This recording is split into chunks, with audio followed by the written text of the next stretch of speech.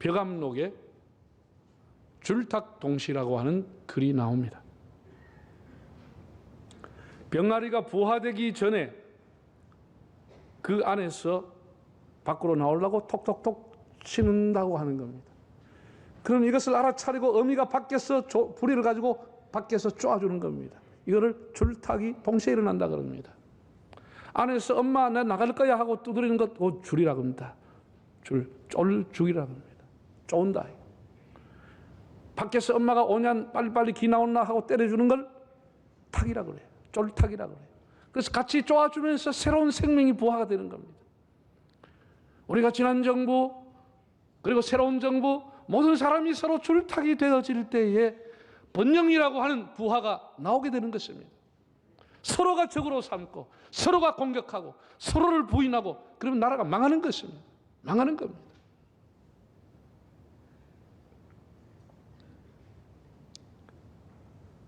지도자와 국민이 줄탁이 되고 교회에서는 목사와 성도들이 줄탁이 되고 가정에서는 부모와 자식들이 줄탁이 되고 회사에서는 사장님과 사원들이 줄탁이 되고 학교에 공부하는 학생이 줄로 때리면 선생님이 깨워주고 열어주면 이런 것이 요즘 소위 말하는 윈윈이다. 이 세상 살아가는 이치다. 이것이 서로가 공존하는 그런 길임을 옛 성년들의 글에서 알 수가 있습니다. 우리는 지난 정부뿐 아니라 새로운 정부에 대해서도 고맙게 생각하고 여러분 얼마나 어려운 산적한 국내외적인 문제를 가지고 왔습니까? 격려하고 서로를 무시하지 않고 존중하는 그런 자세가 필요하다고 생각합니다. 오늘 본문은 제가 39년 전에 목사 임직을 했습니다. 1982년도 3월 9일 날 안동교회에서 1000명 이상 수많은 가족들이 또 노회원들이 지켜보는 가운데 우리 몇 사람이 목사 안수를 받았습니다. 그때에 저희 은사님이 설교를 하셨는데 바로 이 본문에 나오는 내용을 가지고 내 양을 먹이라는 제목으로 설교를 했는데 그때 그 떨리는 심정, 이 본문을 가지고 제가 수없이 설교했지만 이 본문을 대할 때마다 그때 그 떨렸던 그 광경이 오버랩이 됩니다. 본문을 보면은 예수님의 부활을 목격하고도 베드로를 비롯한 몇몇 제자들이 다시 자기들의 옛 직업인 갈릴리 읍으로 돌아갔습니다. 거기에 좌장격인 베드로가 나는 물고기를 잡으러 가다 라고 했더니 그 다른 제자들 6명도 좀 고민을 하거나 그러면 되냐 이렇게 얘기하는 사람 하나도 없고 완전 무개념이야. 너도 나도 난도 같게 6명이 따라 붙었다는 거예요. 6명이 7명 베드로까지 물고기를 잡으러 가버린 거예요. 그래서 밤새도록 고기를 잡고 그물을 던졌는데 아무것도 잡지 못했다는 거예요. 여러분 이런 것이 기적이라고 하는 거예요. 여러분 전문적인 기술을 가지고 있는 그 어부들이 배를 가지고 바다에 나가는데 1시간, 2시간에서 고기를 못 잡았다 하면 그것도 의아한 일이지만 밤새도록 고기를 잡았는데 한 마리도 못 잡았다. 이것이 벌써 암시하는 게 있다라는 거예요. 이게 사인이라는 거예요. 이런 것이 기적이라고 말하는 거예요. 이게 하나님 뜻이 있다라는 것이죠.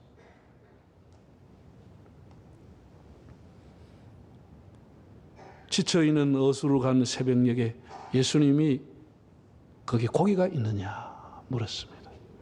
그러니까 이때까지도 예수님인 줄 아무도 몰랐다는 겁니다. 고기가 있느냐. 오늘 아침 삶에 지쳐있는 우리들에게 주님이 오셔서 물어보시는 말씀입니다. 너희의 인생에 고기가 있느냐? 얼마나 잡았느냐? 얼마나 벌었느냐? 얼마나 가졌느냐? 주님이 물어봅니다. 예수님은 이미 이렇게 말했습니다. 너희가 나를 떠나서는 아무것도 할 수 없다고 했습니다. 잡힐 리가 없죠. 1953년에 소설 부분 퓰리처상을 수상했던 해밍웨이의 작품인 노인과 바다라는 소설이 있죠. 쿠바의 한 노인이 83일간 바다에서 고기잡이를 했으나 빈손이었습니다. 아무것도 못 잡았습니다. 그러다가 84일째 되는 날 무려 18척이나 되는 그런 청새치를 만나게 됩니다. 마를린. 한 척, 한 자라고 하는 것은 똑같은 단위인데 한 척이 약 30cm 정도로 봅니다. 그래 18척이라 하면 5.5m 정도가 되는 엄청나게 큰 청새치를 만나가지고 밤낮 사흘을 사투를 벌려서 결국은 포획을 했습니다. 석 달 고생한 충분한 보상이었습니다. 큰 만족을 가지고 뱃머리를 집으로 향했습니다. 그러나 그 기쁨도 잠시였습니다. 피냄새를 맡은 상어떼가 사방에서 모여와서 청새치의 살을 뜯기 위해서 오는 겁니다. 네? 지금까지는 청새치를 잡기 위해서 사투를 벌였는데 이제는 잡아놓은 것을 지키기 위해서 사투를 벌리는 것입니다.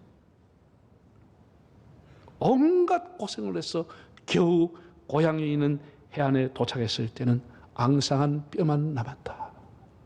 그런 얘기입니다. 90일이란 세월의 낭비, 인생의 허무함, 1, 2차 세계대전이 끝난 이후에 폐허가 된 도시들을 보면서 전쟁의 공허함에 대한 그런 메시지를 해밍웨이가 주었습니다.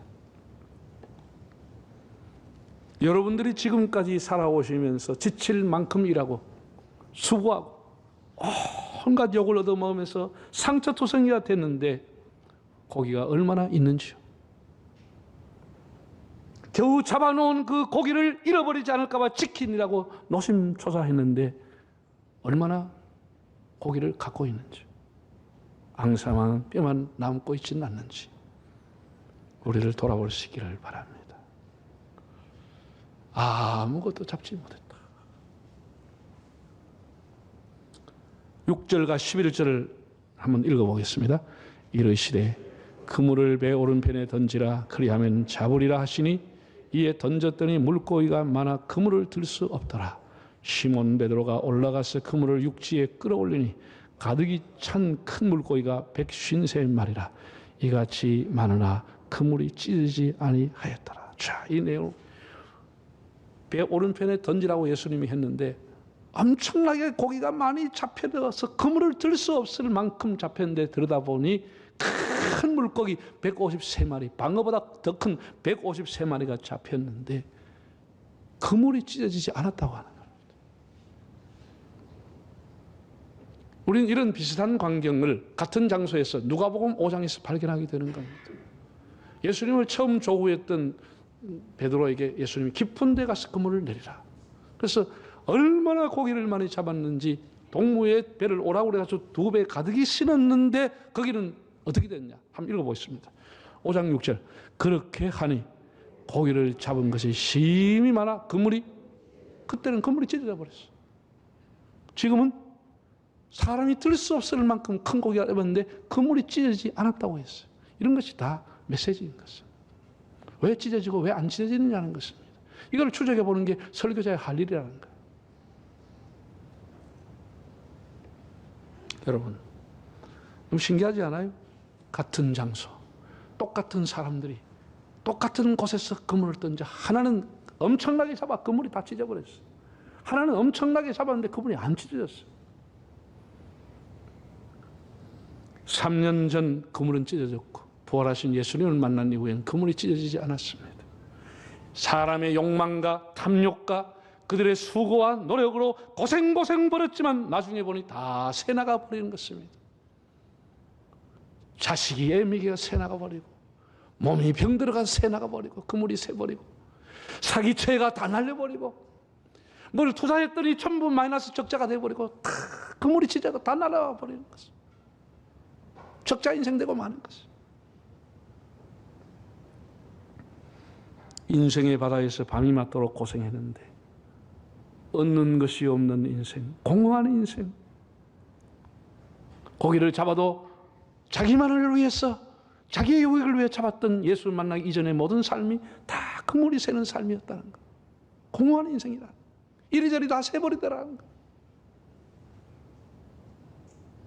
그러나 이제 부활의 주님을 만나고 새로운 명령을 받고 새로운 사명자로 나서게 되면 더 이상의 그물이 찢어지지 않은 인생, 아무리 넘쳐도 더 이상 그물이 찢어지지 않는 인생이 되리라고 하는 것을 우리에게 암시하고 예고해 주고 있습니다.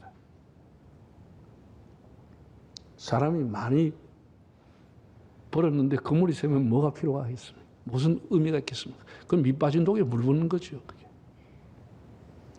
우리가 하나님이 기뻐하시고 하나님이 함께 하시려고 하면 우리 사회의 정치의 그물, 사업의 그물, 가정과 자녀의 그물, 기도의 그물이 하나님이 지켜주셔야 되는 겁니다. 여러분, 지금 우리 사회를 보세요. 사회 그물망, 안전망이라고 하는 것이 다 찢어지고 새나가고 있지 않습니까? 안보망이 찢어져 있고 경제망도 떨어져 있고 그렇게 대단한 기술을 가지고 특허를 받고 해도 전부 외국에다 팔아먹고 빼먹고 해가지고 기술망이 다 찢어지고 있습니다. 사람들의 권리를 주장하는 목소리는 커지고 헌신하는 목소리는 잦아들고 있습니다. 이런 것이 우리 사회의 그물을 다 찢고 있는 겁니다. 남이 공들여서 고생해서 해놨는 것 그물 칼로 다 찢어버리는 것이에요. 다 무시해버리는 거예요. 다 적폐로 째버리는 것이에요. 이런 것이 우리 사회 사람들을 분노하게 하고 온 세상의 그물이 다 만신창이로 찢어져 버린 것이에요. 사람들의 마음마저 갈가게 찢어져 버린 것이에요. 이런 것이 굉장히 잘못된 겁니다.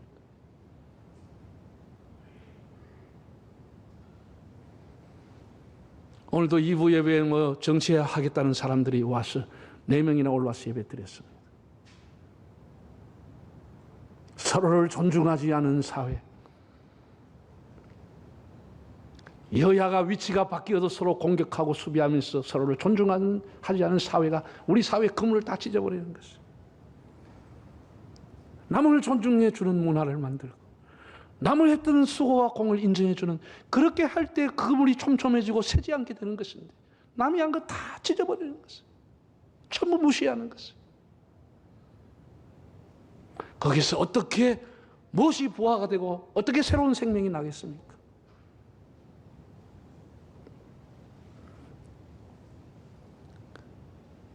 여러분의 가정과 삶이 하나님 앞에 헌신한 우리 교회 여러분의 수고와 충성이 그물이 찢어지지 않는 은혜가 있기를 바랍니다. 자, 이렇게 고기를 많이 잡았어요.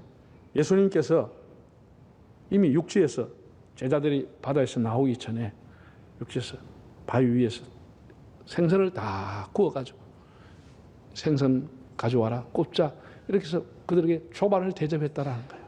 네. 이 성경 12절에 보면 와서 초반을 먹으라 그랬어요. 이것도 저는 굉장히 내한테는 감동이 됩니다. 여러분, 아이들 키우면서 부모 속 썩이고 애미고 막 돈도 훔쳐가고 막 가출해서 2, 3일 동안 집에 안 오고, 옛날에는 휴대폰 있으면 연락이 안 되고 부모가 애간장을 찾아가지고 온 친구 다 찾아가지고 3일마다 또 걸베거치가 집에 들어왔으면 진짜로 막 패고 야단 납니다. 야단 나죠. 그거 가만 놔둘 주부모 어디 있습니까? 야단 났는데 그 다음에 말이 중요합니다. 이봐 와서 밥 먹어라 그러면 용서가 포함되는 겁니다. 밥 먹으라 하는 것은 사랑 정도가 아니고 그냥 용서가 포함되어 있는 겁니다. 예, 예수님이 조반을 와서 먹으라. 이 말의 의미 뭐예요? 다 용서했다는 거예요. 지난날 도망가고 배신했던 거 다 용서했더니 와서 밥이나 실컷 먹으라. 밥 먹으라. 밥 먹으라. 애를 안 먹여서 잘 모르는 모양이네. 부모를 애 먹이고 자란 사람은 밥 먹으라 하면 다 끝나는 거예요. 그게 다 녹아지는 거예요. 건너와서 밥 먹으라 그럼 끝나는 거예요. 근데 밥 먹을 때도 밥 먹으라 소리 안 하면 아직도 꽁하고 아직도 뭔가 해결해야 될 게 있다는 거 아니에요? 예? 잘 모르는 모양이네 그냥. 밥 먹어라. 나는 이 밥 먹으라는 이 말에 굉장히 감동을 받아요. 예. 제자들이 이때 터닝 포인트를 가져온 게 아니냐 그런 생각을 개인적으로 해왔습니다. 사실은 요한복음 20장 지난번 강의에서 끝을 내려고 합니다. 이 성경을 기록한 것은 영생을 얻기 위함이다 하고 끝이 나야 되는데 21장은 부록으로 추가로 기록해 놓은 겁니다. 왜? 이건 요한의 의도로 초대교회에 많은 지도자와 많은 사도가 있었지만 그중에 베드로에게 하나님이 수익권 교회 질서의 지도자 자격을 줬다라고 하는 것을 기록해 놓은 것이죠. 그래서 굉장히 중요한 것이고, 여기 보면 베드로에게 예수님이 세 가지를 질문하고 베드로가 세 가지 답을 한다. 그래서 삼문 삼답이라 하기도 하고, 다른 주석을 보면 베드로의 위임식이라고 소개되어 있습니다. 자, 여러분 잘 보세요. 우리가 성경 보면 네가 나를 사랑하느냐? 네, 주님, 제가 주님을 사랑합니다. 다 이렇게 세 번 다 답이 나와 있어요. 그런데 헬라의 원어를 보면 세 번 이 단어가 다 다르다니까. 우리 그 옛날부터 헬라 사람들은 우리는 사랑이라는 표현 하나 혹은 영어로 하면 러브인데 사랑이라고 하는 표현을 헬라 사람은 네 가지를 사용했습니다. 여러분이 다 아는 것처럼 첫 번째는 남녀 간의 사랑을 에로스라고 불렀어요. 에로스. 그리고 가족 간의 혈연적인 사랑을 스톨게라 이렇게 불렀어요. 스톨게. 세 번째는 친구 간의 우정을 필리아라고 불렀어요. 이 세 가지의 사랑은 다 조건부 사랑입니다. 조건부 사랑이에요. 네 번째 사랑이 있는데 이게 아가페 사랑이라는 겁니다. 아가페, 이거는 무조건적인 사랑, 희생적인 사랑, 거의 신적인 사랑, 조건이 없는 사랑, 그걸 아가페 사랑이라고 얘기하는 겁니다. 예수님께서 이렇게 물었습니다. 원어에 보면은 요한의 아들 시몬아, 네가 나를 아가파오메, 아가페적인 사랑을 하느냐 이렇게 물었어요. 그러니까 베드로가 얼마나 염치가 없겠습니까? 그 말이 대답을 못하죠. 그래서 네 주님, 제가 주님을 내 친구 정도로 필리아적으로 사랑합니다. 내 친구 정도 사랑합니다. 이렇게 대답을 했습니다. 그 대답을 할 수가 없었죠. 아가페라는. 예수님 두 번째 다시 물었습니다. 네가 나를 아가페오메, 아가페적으로 사랑하냐 다시 물어봤습니다. 그런데 그의 대답은 역시 필리아세, 내 친구 정도로 사랑하는 걸 주님이 아십니다. 예수님이 세 번째 물어본다. 이게 뭐 그냥 첫째, 둘째, 셋째 이렇게 물어본 건 아니고 여러 이제 대화가 있었겠죠. 세 번째 주님이 물어봤습니다. 그러면 네가 나를 필리아메, 나를 친구 정도로 사랑하느냐 물었습니다. 그러니까 세 번째 질문 앞에 베드로가 어떻게 했느냐? 베드로가 근심하여 이르되, 그전에는 근심하지 않았어. 친구 정도로는 사랑한다라고 고백했는데 정말 친구 정도로 사랑하느냐고 물었을 때 베드로가 근심해서 말하기를, 주님, 그래도 제가 친구 정도로는 사랑합니다. 그걸 주님이 아십니다. 라고 대답을 합니다. 여러분, 친구를 사랑한다고 하면 친구가 공경에 빠졌는데 도망을 가요? 친구를 모른다고 해요? 배반해요? 그게 무슨 친구 사랑입니까? 그래도 베드로는 그렇게 대답을 했던 거예요. 예수는 그에게 네가 나를 왜 버리고 도망갔냐? 너 왜 고기 잡으러 왔냐? 내 십자가 질 때 너 어디 있었냐? 그렇게 예수님 곤란한 질문하지 않았습니다. 사랑과 믿음은 하나인 거예요. 지금도 여전히 나를 믿고 있느냐? 지금도 여전히 네가 나를 사랑하고 있느냐? 이걸 물어보신 거예요.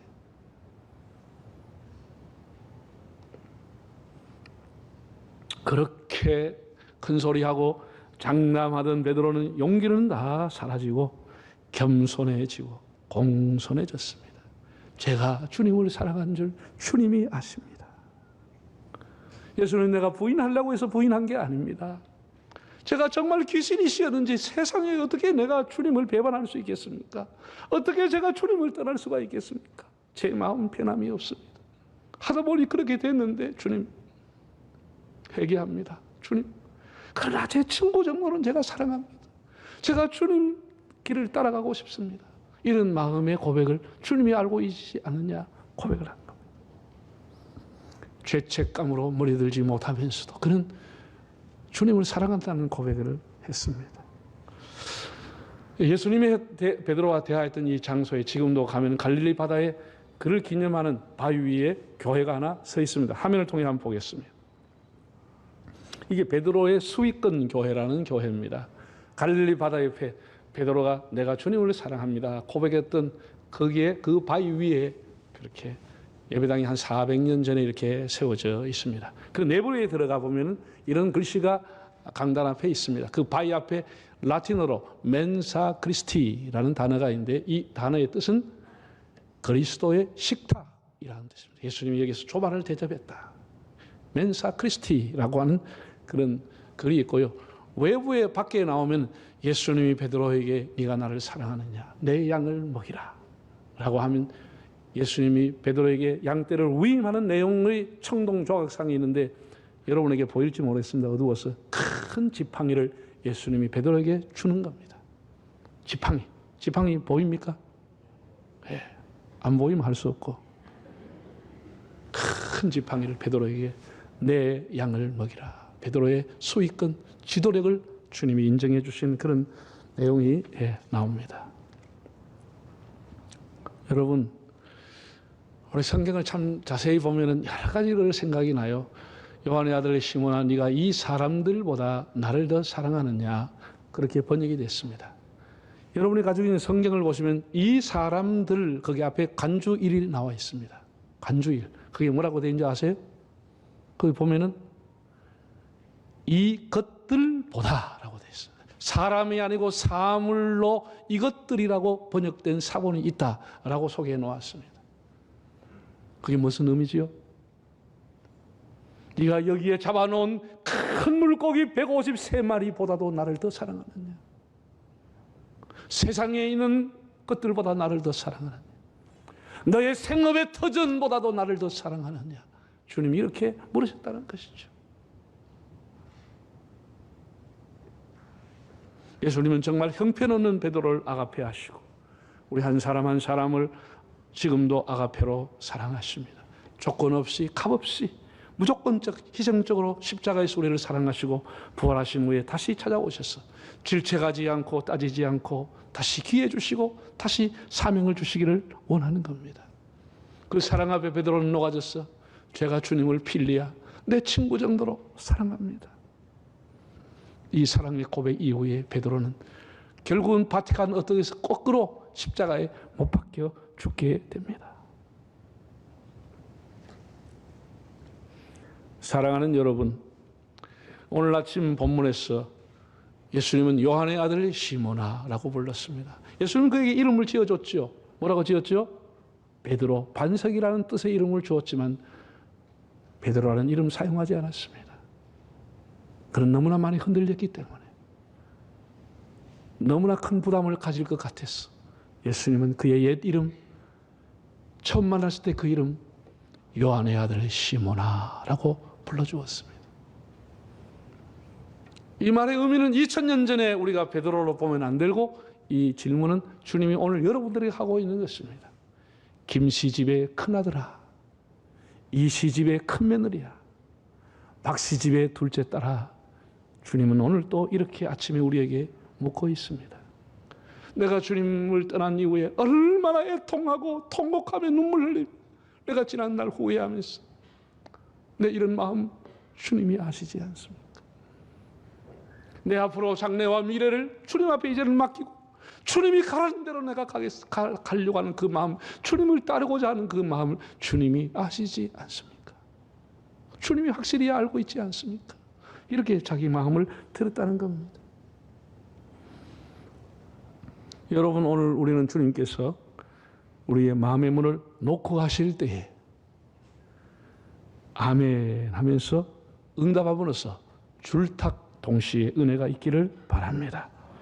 나라도 가정도 회사도 교회도 각 부서도 줄탁 동시에 은혜가 있을 때 그물이 찢어지지 않은 은혜를 받게 되는 겁니다.